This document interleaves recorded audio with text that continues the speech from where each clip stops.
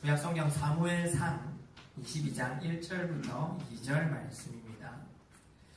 두 절밖에 되지 않으니까요. 한 목소리로 크게 읽도록 하겠습니다. 시작. 그러므로 다윗이 그곳을 떠나 아둘람 굴로 도망하되 그의 형제와 아버지의 온 집이 듣고 그리로 내려와서 그에게 길을 얻고 환난당한 모든 자와 빚진 모든 자와 마음이 원통한 자가 다 그에게로 모였고 그는 그들의 우두머리가 되었는데 그와 함께한 자가 400명 가량 되었더라. 아멘.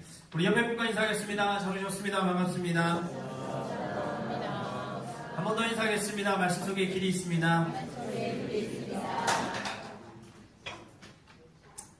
우리 하이스쿨 친구들이 함께 예배 드리는 게 참 좋은데요.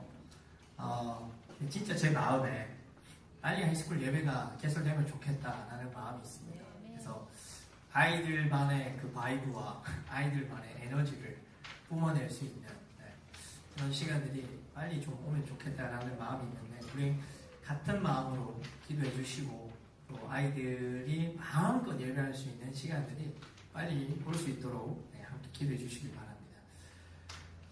병원 가는 일이 즐겁다라고 하는 분은 아무도 없을 겁니다. 우리 마침 또 오늘 못 오셨는데 우리 조현진 집사님이 아프셔가지고 못 오셨고 지금 며칠째 아프시고 뭐 이래서 저도 계속 마음이 쓰이고 또 제가 우리 성도님들 소식을 이렇게 들으면 또 어디가 아파서 기도해 주십시오. 목사님 어디가 또 기도가 필요합니다. 뭐 여러 가지 기도 제목들이 있는데 병원 가는 게 참 마음도 안 좋고요. 쉽지가 않습니다. 특히나 이제 저희 집에 이제 애가 셋이고 아직 이 두 녀석이 둘째 셋째가 어리다 보니까 감사하게도 여기서는 아직 병원 갈 일이 없습니다. 근데 퍼스에서 이렇게 한 번씩 병원 갈 일이 있었거든요. 그래서 응급실에 한 번씩 응급실이 제일 안 좋거든요. 응급실 가면은 정신없습니다. 근데 데리고 한번 가보면은 저도 정신없어 죽겠는데 응급실 가면 더 정신없습니다. 아픈 애들부터 시작해서 부모들도 있고 막 언제 내 순서는 나는 빨리 왔으면 좋겠는데 기다리다가 낫는다는 말이 호주에 있는 거 아시죠? 기다리다 낫고 나중에는 내가 치료하는 게 빠르겠다 싶어서 막 그런 마음이 막 들 때가 많습니다. 응급실 가서 막 그런 일들이 많은데요. 그 응급실에 부모들도 애가 타지만 또 이 아픈 환자들 때문에 막 움직이시는 분들이 많습니다. 간호사들이 바쁘죠. 간호사들이 바쁩니다. 근데 간호사들이 이렇게 보고 있으면 한번 그런 생각이 듭니다. 이 간호사분들도 누군가의 엄마일 텐데 이 간호사분들도 본인들도 아픈 사람이 있지 않을까? 그런데 왜 거기 나와 있느냐?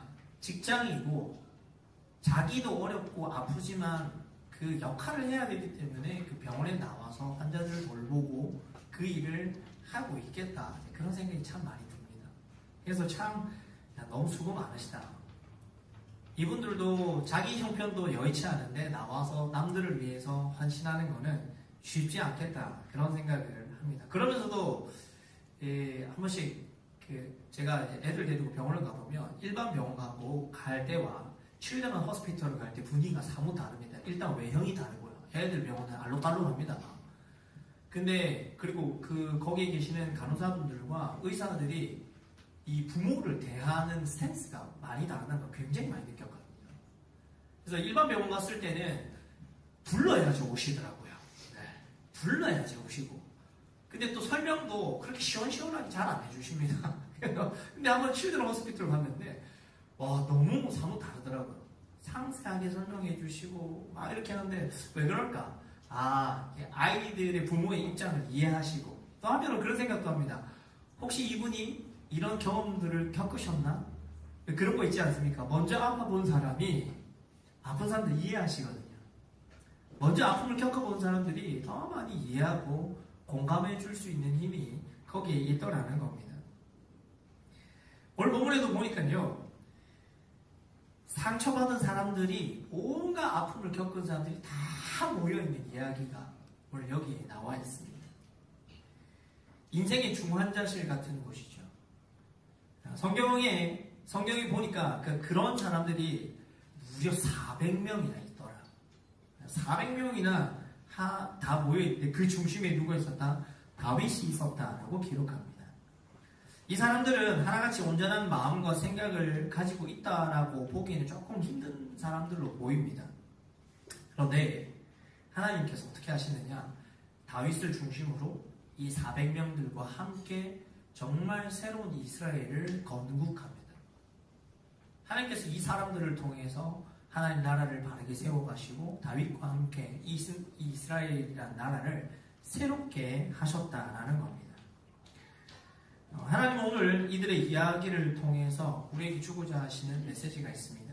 상처받은 사람들을 통해서 하나님께서 어떻게 그분의 나라를 세워가시는가라는 것입니다.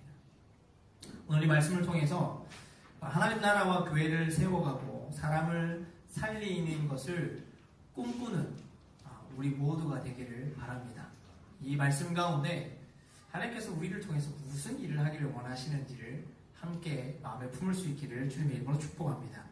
하나님께서 이 상처 입은 자들을 어떻게 회복시키고 또 그분의 나라를 세워 가시는가요? 첫 번째는요, 하나님은 상처 입은 자들을 통해서 상처를 치유하고 회복시킵니다.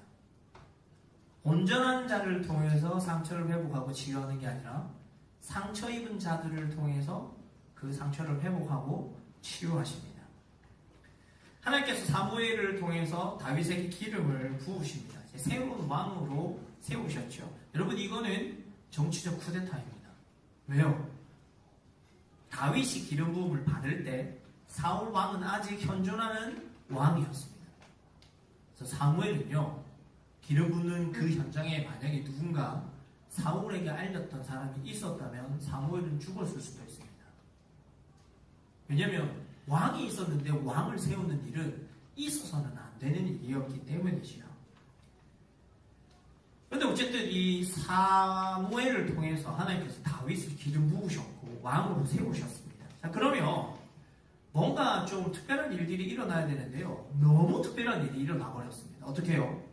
이 다윗의 인생이 너무 고단한 인생으로 그때부터 펼쳐지기 시작합니다.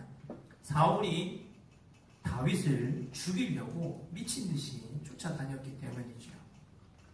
다윗이 기름 부음 받은 이후에 사건의 타임라인을 살펴보면 이렇습니다. 먼저 기름 부음을 받고 나서 그 다음에 골리앗과 싸움이 벌어진 겁니다.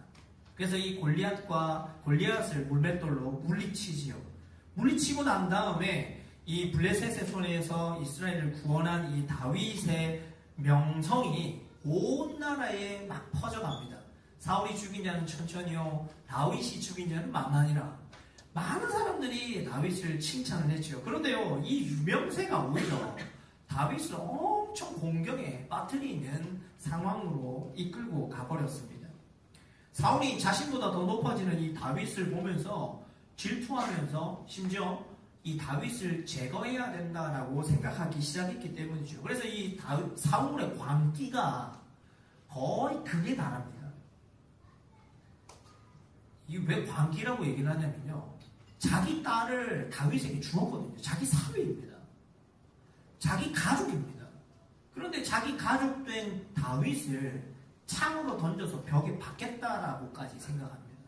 내가 이 하나를 죽여야지만 나를 바로 세워가겠다라고 생각을 했다라는 거죠. 그래서 이 상황을 가만히 보니까 다윗이 진짜 가만히 있다가는 자기가 죽겠거든요.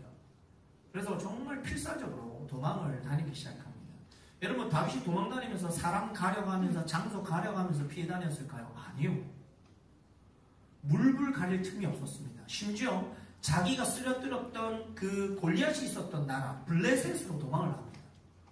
블레셋에 도망가서 적진 한가운데 들어가서 살아남아야 되죠. 그래서 뭘 하냐면 미친 연기를 합니다. 침을 흘리고 벽을 긁으면서 정신이 나가는 연기를 하자 왕이 야 이거 가만히 내도 괜찮겠다, 이거 정상 아니다, 그렇게 도망을 다니기까지 했다라는 것이요. 너무 절박했고 다급했다는 이야기입니다. 제가 이 상황을 가만히 생각해 보니까 다윗이 진짜 상처 많이 받았겠다. 여러분, 다윗은 상처받은 사람입니다. 여러분, 한 나라의 왕이 어떤 한 사람을 죽이려고 합니다. 나라의 왕이 저 사람 죽여야 돼 라고 얘기를 하는데 누가 아닙니다 라고 얘기해서 누가 있겠습니까? 아무도 말 못합니다. 여러분, 사울이 내가 쟤가 마음에 안 들어서 쟤 죽이려고 해 라고 말을 하면서 다윗을 죽이라고 얘기했을까요? 아니요. 정치적으로, 명분적으로 무엇이든지 만들 수 있는 거짓말과 누명이라는 거는 다 부풀리고 뻥튀기 해서 그럴싸하게 만들었던 겁니다. 누가 들어도 다윗은 죽어야 되는 사람. 그러니까 왕이 이런 얘기를 하기 시작하니까 나라의 이야기가 퍼지기 시작하고 다윗을 모르는 사람들은 그걸 믿기 시작합니다. 이것을 여론이라고 말하죠. 사울이 진짜 악랄했던 겁니다. 그러니 이 수많은 사람들의 이야기와 어쩔 수 없이 그 왕의 명령을 따라야 하는 그 사람들을 보면서 다윗이 얼마나 마음이 썩어 문드러졌겠습니까? 난 그런 사람 아닌데. 이 모든 게 다윗에게 상처였습니다.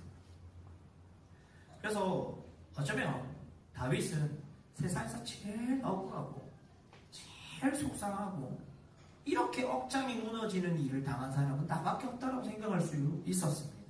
그런데요, 이 아둘람 굴에 자기보다 더한 사람 400명을 보내주십니다. 거기 가서 자기가 제일 힘든 줄 알았거든요. 갔더니만 이 다윗과 자신과 별반 다르지 않을 것 같은 사람들, 그런 사람들이 다 거기에 모여 있더라는 겁니다. 그렇게 모인 사람이 400명이었습니다. 그런데 더 놀라운 건 이 400명을 데리고 나라를 이끌었다는 겁니다. 하나님 그렇게 그들을 다듬으시고 만드셨다라는 거죠. 여러분 한번 상상해 보십시오. 기구한 이야기들을 다 가진 사람들이 모여 있으면 어떤 상황이 펼쳐질까요? 제가 쉽게 설명을 해드릴게요. 우리 한국 남자 군필자들이, 군대를 갔다 온 사람들이 모여서 군대 얘기하는 이유가 뭔지 아십니까? 그걸 뒤집어서 얘기하면요, 나 상처받았다 이 말입니다. 군대 축구 얘기하고 막 계속 군대 얘기하고 이 얘기를 하는 게 뭐냐면 군대에서 서로가 다 이 얘기입니다. 그러니까 불쌍히 여겨주세요. 또 군대 얘기하나? 아이고 그러면 군대 하지 말고요. 그 군대 얘기하는 이유가 뭐냐면 그만큼 속상했다라는 겁니다. 그만큼 열받았다는 얘기거든요. 자, 아둘람굴에 모인 400명이 무슨 얘기했을까요? 모여서 다 자기 얘기하기 바쁩니다. 세상에서 내가 제일 억울해. 너 나처럼 나 같은 인생 봤어? 나같이 뒤통수 맞은 사람 봤어? 나 이런 사람이야. 막 선포하기 시작합니다. 그런데요, 하루 이틀 계속 얘기하다 보니까 이상한 일이 벌어지기 시작합니다. 내가 제일 억울할 줄 알았는데 나보다 더한 사람이 있었네. 내가 세상에서 제일 비참한 사람일 줄 알았는데 나보다 더한 사람이 있었네. 그러니 나중에 시간이 지나면서 이 400명이 서로 부둥켜 안고 등 두드려주기 시작합니다. 야, 저 사람도 살잖아. 나도 살잖아. 너도 살아. 괜찮아. 우리 같이 살자. 이야기하다 보니 그렇게 땅 깊이 파고들어갔던 사람들이 서로 살자고 얘기하고 있는 겁니다. 우리 그래도 살자. 우리 살자 같이.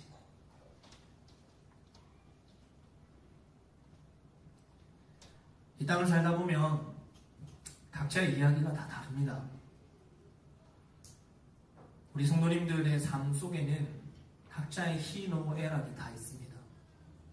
다 좋은 이야기가 많았으면 하는데요, 그 이야기들 속에는 뒤져보면 아픔이 많고 상처가 많은 것 같습니다. 여러분, 이민생을 와서 상처받고 싶어요 하는 마음으로 여기 이 땅을 밟으신 분들 계십니까? 아무도 없습니다.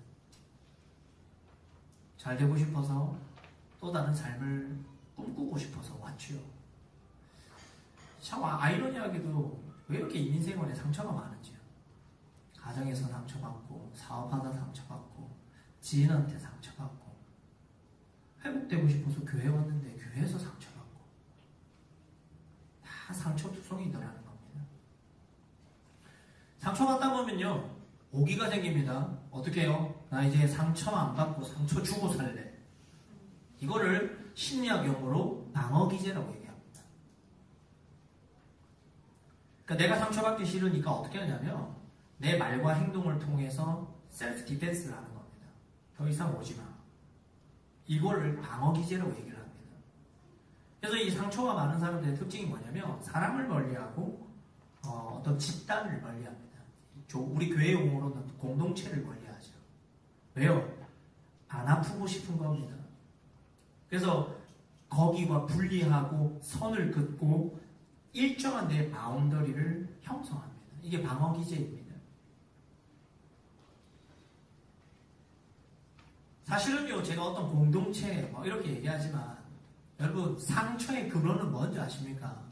사람입니다. 왜 사람이 상처의 근원이 되느냐? 사람은 죄인이기 때문에 그렇습니다. 이 죄인의 특성이 참 그렇습니다. 모든 것을 다 오염시킵니다. 아무리 선한 것도 사람 지나가면 다 바뀝니다. 이 땅의 모든 것은 가치 중립이죠. 근데 사람이 만졌다고만 하면은 다 바뀝니다. 본질이 사라지고 희석되고 오염됩니다. 왜요? 그 사람이 나쁜 게 아니라 죄인은 다 그렇습니다. 저도 마찬가지입니다. 저 이병태 포스에 계시는 이병태 목사님이 그러셨거든요. 목사 믿지 마세요. 유튜브로 또 목사님 보고 계시다면 저 죄인입니다. 여러분, 저 죄인입니다. 저 안에는 선한 게 없습니다. 저는 죄인입니다.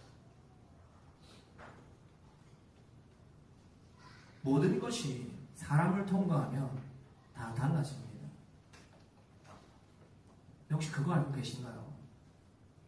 그렇게 사람한테 상처받고 사람이 싫은데요, 하나님이 사람을 통해서 회복시키십니다. 하나님이 사람을 통해 회복시킵니다. 가장 성경적으로 보여주는 인물이 예수님이죠. 아담 때문에 이 땅의 모든 인류는 이 죄의 굴레 속에서 살아갑니다. 벗어날 수 없죠. 그런데 스스로 벗어날 수 없어서 어떻게 해요? 하나님이 직접 인간의 몸을 입고 나타나셔서 십자가에 못 박혀 죽으십니다. 이게 예수님이었습니다. 나 혼자 스스로 죄에서 벗어날 수 없으니 예수님이 우리를 건져주신 겁니다.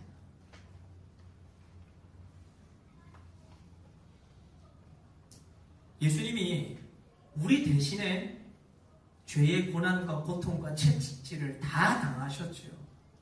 그래서 이걸 신학적으로 뭐라고 얘기하냐면 기독론이라고 얘기합니다. 예수님은 완전한 하나님이신 동시에 이 땅에 인간의 몸을 입고 태어나신 완전한 인간이었다. 이것을 히브리서 4장 15절이 정확하게 표현을 합니다. 우리에게 있는 대제사장은 우리의 연약함을 동정하지 못하실 이가 아니요 모든 일에 우리와 똑같이 시험을 받으신 이로되 죄는 없으시니라. 이 말이 무슨 말이냐? 우리가 겪고 있는 모든 버림과 질투와 시기와 오해와 아픔과 모든 것을 다 겪으셔서 우리를 완전하게 이해하시지만 죄가 없으시다. 무슨 말이냐? 거기에서 우리를 건져내실 수 있는 분이다라는 겁니다. 완벽하게 우리를 이해하시는 분. 하지만 거기서 우리를 온전히 구원해내시는 분.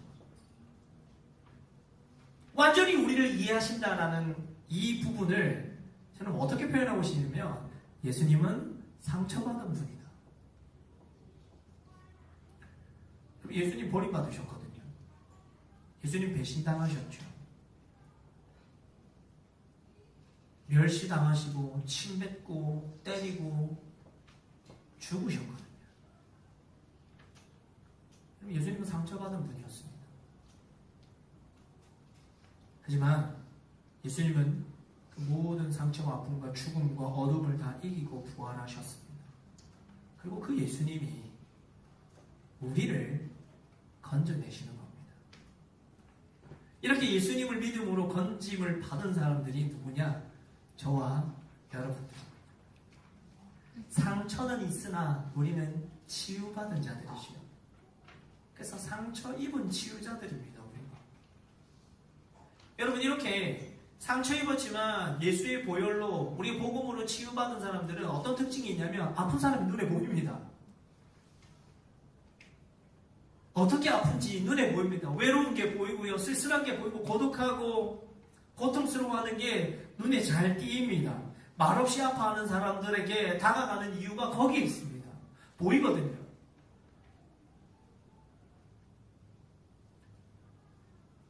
사랑하는 여러분, 우리는 예수 안에 치유받은 자들입니다. 물론 우리들 중에는 여전히 예수 안에 있지만 아직 치유받지 못한 상태일 수도 있습니다. 여러분, 괜찮습니다. 옆에 한번 보십시오. 이 인간이 치유된다 안 된다 이게 아니고 이 인간이 치유받아야 되네 이런 눈으로 보지 마시고 내가 지금 치유받지 못했다 하더라도 나와 함께한 우리들 가운데 이미 치유받은 자들이 있습니다. 하나님께서 그들을 통해 우리를 일으키시는 겁니다. 그래서 우리가 이렇게 만난 거죠. 서로 치유하라고 복음으로 서로 함께 일으키라고 우리가 만난 겁니다. 주님 보실 때 교회는 큰 아둘람 굴입니다. 상처 입은 자들이 다 모여있는 곳입니다. 아유, 그냥 아픈 사람들만 다 모여서 뭐가 그래 선할 거라고 이렇게 생각하실 수 있지만 그게 아닙니다. 주님은 이 가운데서 이미 그분의 일을 하고 계십니다. 치유하고 계시고 우리를 회복시키고 있는 중입니다. 혹시 저 아픕니다. 어디 몸도 아픈 것도 아픈 거겠지만 저 관심이 필요합니다. 여러분 넉넉하게 안아주십시오. 적금 쌓는다 생각하세요. 넉넉하게 안아주시면 내가 힘들 때 나의 보살핌을 받았던 그분이 나를 안아줄 겁니다. 이게 영적 선순환입니다. 내가 뜨겁게 안아줬던 그 사람이 언젠가 내가 힘이 없을 때 와서 나를 안아주는 겁니다. 상처받은 자들을 통해서 상처받은 자들을 치유하고 회복하는 은혜가 우리 교회 안에 넘쳐나기를 주님의 이름으로 축복합니다. 두 번째는 하나님께서 이 상처 입은 자들을 어떻게 회복하고 또 그분의 나라를 세워가시느냐. 상처를 뭘로 바꾸시냐면 사명으로 바꾸시면서 하나님 나라를 세워가십니다. 상처를 사명으로 바꾸십니다. 자, 아둘람굴에 모인 사람들이 각각의 다른 상처를 갖고 있었습니다. 그런데 그 중심에 이 사람들이 모여있는 공통된 이유 중에 하나가 누구였냐면 다윗이었습니다. 다윗이 그만큼 유명했냐? 그런 의미가 아니라요. 자, 다윗은 굉장히 사회적으로 알려진 인물이었죠. 하지만 다윗이 어떻게 됐습니까? 굉장히 지금 어두운 길을 가고 있다, 어려운 일을 겪고 있다는 것을 사람들이 알게 되었죠. 그런데 다윗이 정치적으로 또 인간적으로 이런 막 밑바닥을 걷고 있을 때 다윗만 그런 사람이 있었던 게 아니었습니다. 아둘람굴에 모였던 이 400명 중에는 사회적으로 또 경제적으로 심리적으로 완전히 밑바닥을 기고 있는 사람들도 있었지만 사울 왕의 통치가 싫어서 나와 있는 사람들도 있었습니다. 그러면 좀 더 나아가서 얘기하면 사울에게 팽당한 사람, 벤당한 사람들, 야 쟤는 안 되겠어, 마치 다윗처럼 버림받은 사람들도 있었다는 겁니다. 그래서 이 아둘람굴에는요 사회 경제적으로 약자들도 있었지만 이 다윗과 같이 사울과 등져 있는 사람들이 거기에 있었습니다. 그러다 보니까 이런저런 이유로 다윗이 이 아둘람굴에서 지도자격인 사람이 되었던 것이죠. 그래서 이 400명 정도 모인 이들이요 다윗을 보면서 무슨 생각을 했을까요? 야, 저 다윗도 별거 없네. 뭐 골리앗 쓰러뜨리고 왕의 사위가 되고 뭐 저렇게 살아도 결국 우리랑 같이 있네. 뭐 쟤나 나나 뭐 도끼 개끼이다. 뭐 50분 100보다 그냥 이렇게 생각을 했다라는 겁니다. 그런데요, 다윗이 다르다라는 이 면모가 나타나는 사건이 있습니다. 사무엘상 24장과 사무엘상 26장에 보면은 다윗이 사울을 2번이나 죽일 수 있는 절호의 기회가 나타납니다. 첫 번째 이 사무엘상 24장에 보면 이 엔게디 광야의 동굴에 배가 아팠던 사울이 용변을 보러 들어갑니다. 거기서 손쉽게 죽일 수 있었는데 죽이지 않습니다. 그리고 사무엘상 26장에 이 십광야에서 이 사울 왕과 그의 근위대, 이 특수부대가 다 같이 잠을 잡니다. 성경에 보면 재미난 표현이 있습니다. 하나님께서 그들을 다 잠재우셨다라고 되어 있습니다. 다 잠을 자고 금방이라도 죽일 수 있는 상황이 됐는데 다윗이 죽이지 않습니다. 다윗이 뭐라고 얘기했냐? 하나님께서 기름 부은 자를 내가 죽일 수 없다. 이렇게 이야기를 합니다. 여러분, 사람이요, 이게 극한으로 몰리고 이게 분노에 격동하는 이 감정에 휩싸이면 일상적인 상식적인 판단과 사리분별을 하기가 힘들어집니다. 그래서 이 다윗과 함께 있었던 사람들은요, 사울을 봤을 때 눈이 뒤집히는 겁니다. 당장이라도 쳐 죽이면 어떻게 해요? 자기도 편하거든요. 발 뻗고 잘 수 있거든요. 그게 어떻게 해요? 계속 다윗에게 이거는 하나님이 주신 기회야. 어떻게 이런 상황이 펼쳐질 수 있어? 다윗, 이거는 하나님이 얘를 처단하고 네가 왕이 되라고 하는 정황적으로 봤을 때 이건 진짜 하나님 뜻이야 라고 얘기합니다. 다윗이 그런데 그러지 않습니다. 다윗은 자기 힘으로 사울을 죽여서 사울과 똑같은 왕이 되는 것을 거부합니다. 분노에 휩싸였던 이 사람들 앞에서 여기서 사울 죽이면요, 쉽습니다. 그런데 그러는 순간 다윗은 사울과 똑같은 사람이 되는 겁니다. 무엇보다 가장 중요한 것이 무엇이었냐면 다윗은 이 나라의 왕은 하나님이다라는 걸 보여주고 싶었던 겁니다. 여러분 생각해 보십시오. 사울이요, 다윗의 입장에서 사울을 봤을 때 제일 안타까웠던 게 뭐였냐면 하나님의 뜻에 순종하고 하나님이 기뻐하시는 삶으로 나라로 다스리면 다 되는 거였는데 사울이 미쳐서 자기 마음대로 나라를 다스리고 자기가 왕이 되려고 하는 모습이 제일 안타까웠고요. 또 하나 더, 그 왕 때문에 힘들어하는 백성과 나라가 너무 마음이 아팠다고 합니다. 근데 거기서 사울을 죽이면 그 수많은 400명들 앞에서 내가 이제 왕이다라는 걸 자기가 천명하는 거거든요. 다윗은 자기가 왕이 아니다라는 걸 보여준 겁니다. 진짜 이 나라의 왕은 하나님이야. 내가 왕이 아니야. 비록 내가 상처받고 내가 버림받고 배신당하고 이렇게 바닥의 인생을 살지만 이 이야기는 오늘 여기서 끝나는 거야 라고 보여준 겁니다. 내 아픔과 내 상처와 나의 모든 것은 여기서 끝. 이것을 내가 당신들에게 넘겨주지 않겠습니다.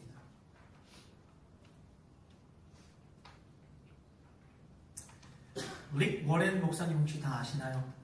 네, 릭 워렌 목사님. 우리 하이스쿨을 위해서 제가 이 영어 발음을 준비했습니다. The Purpose Driven Life. 네. 아무도 관심이 없는 그럴 줄 알았어요. 2002년이었습니다. 2002년에 이 릭 워렌 목사님이, 릭이 아니라 릭이죠. 릭 워렌 목사님이 이 목적이 이끄는 삶이라는 책을 펼치면서 전 세계에 있는 크리스천들이 정말 많은 혜택을 받더랬습니다. 막 갈팡질팡하는 이 자신의 삶을 어떻게 할지 몰랐는데 이 목적이 이끄는 40일 이런 걸 하면서 기억나시나요? 목적이 이끄는 이 덕분에 갑자기 40일 새벽기도 생기고 고생 많이 하시는 교회들이 있습니다. 목적이 이끄는 40일, 나중에는 목적을 잃어버리고 막 고통스러워하고 막 있었는데요. 이 목사님이 이 책을 펼치시고 참 사역이 엄청 영향력이 있게 나갔는데 그러던 중에 어려운 일이 일어났습니다. 릭 워렌 목사님의 아들이 매튜라는 아들이 있었는데요. 이 아들이 굉장히 심각한 우울증과 정신질환이 있었습니다. 그러다가 2013년에 자살을 합니다.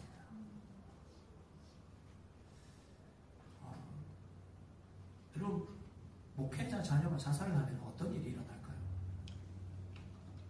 모든 리더십 다 사라지고 많은 사람들이 질타를 받고 손가락질을 받았을 겁니다. 목회를 과연 지속적으로 할 수 있었을까? 저는 이제 그 생각까지 했었는데요. 근데 이 릭 워렌 목사님이 거기에 주저앉지 않습니다. 릭 워렌 목사님이 어떻게 했느냐? 그 아픔과 슬픔을 숨기지 않고 다 드러냅니다. 드러내고 나서 어떻게 하냐면 정신 건강을 위해서 멘탈 헬스를 위한 사역을 그때부터 본격적으로 펼치기 시작했습니다. 한 아버지로서, 한 목회자로서 비슷한 아픔과 어려움을 겪고 있는 그들을 돌보는 일을 하기 시작했던 것이죠. 그 사역이 사실 지금도 이어져 오고 있습니다. 그래서 릭 워렌 목사님은 사실 목회 현장에서 은퇴를 하셨습니다만은 아내 되시는 케이 워렌 사모님이 어떻게 하시냐면 이 사역을 발전시켜서 2024년에 Hope for Brighter Tomorrow라는 이 기관을 설립을 합니다. 그래서 이 정신질환을 겪고 있고 어려움을 겪고 있는 사람들을 돕고 또 더 나아가서 교회가 그런 사람들을 어떻게 수용해주고 돌볼 수 있는지 이 가교 역할을 하는 기관으로 사역을 굉장히 활발하게 지금 하고 있습니다. 이걸 뭐라고 얘기하냐면 라이프 레슨이라고 얘기를 합니다.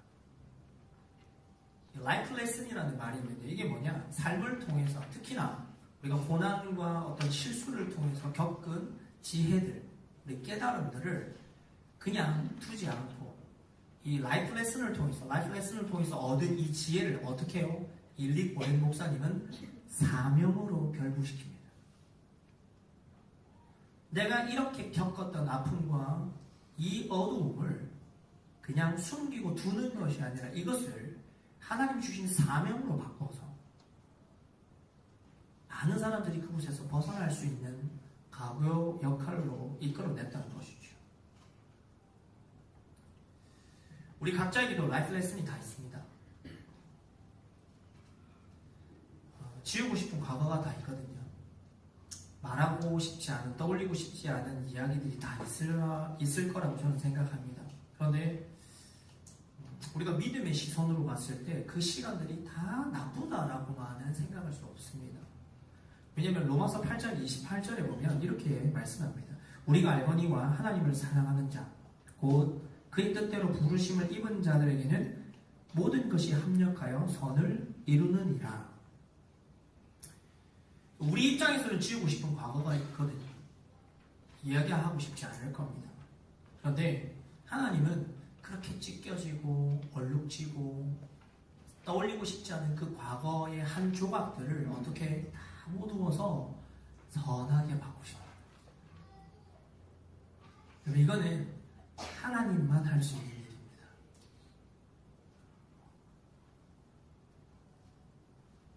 특별히 주님이 나의 인생을 신실하게 인도하시고 이끌어가시는 분이다 라는 믿음을 붙들고 살아가는 자들에게 하나님이 이 기적을 정말 보여주십니다.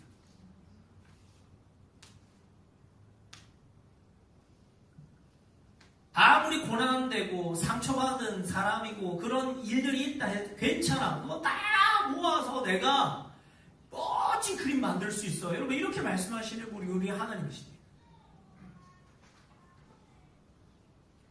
오해하지 마십시오. 지금 우리가 겪고 있는 그 아픔과 어떤 일들이 다 좋은 일이고 선한 아니고 그거 아닙니다. 고난과 고통은 정말 힘든 겁니다. 하지만 믿음 가운데 살고 주를 붙드는 자들에게 하나님이 그 삶을, 그 인생을, 그 일을 다르게 해석할 수 있는 힘을 주신다는 겁니다. 하나님께서는 이 라이프 레슨을 자신의 사명으로 받아들인 다윗을 주목해 보십니다. 너 상처받았지. 하지만 그 상처를 거기에 붙들고 주저앉는 게 아니라 벌떡 일어서서 하나님의 사명을 바라보는 이 다윗을 주목해 보시고 나라를 맡기시고 그를 통하여 하나님 나라의 확장을 이루어 가시지요.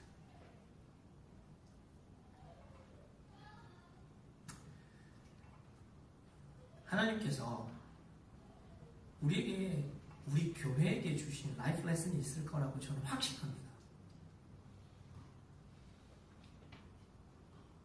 그럼 이제 우리가 해야 될 것은 이 라이프 레슨을 가지고 어떻게 해요? 우리의 사명으로 받아들이고 하나님 기뻐하시는 일, 하나님 나라와 주의 교회를 세워가는 그 일로 우리의 에너지를 바꿔서 이제 달려가는 일이 남아있다는 겁니다.